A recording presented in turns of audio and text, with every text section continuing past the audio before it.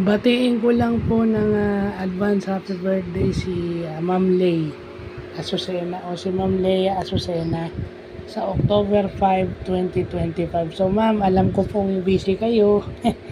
Thanks for being a good role model to me kung paano maging IT professional.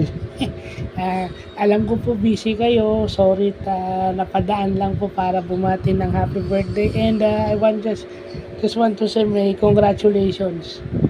Kasi nasabi ko nga po kay mate, kay JR, na wala na siya academic weakness, pero sinabi niya mukhang kayo po yon. So totoo naman, mukhang wala na kayong academic weakness because you got everything covered.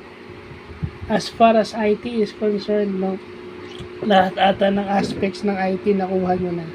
And syempre, alam naman nating may, just like me, may MBM at MBA degree din po kayong dalawa. Lalong-lalo na po kayo. So you covered both. So wishing you a very happy birthday. Enjoy your special day, at sana po hindi nyo napapabayaan yung health nyo kahit busy po kayo. So God bless you, and more birthdays to come.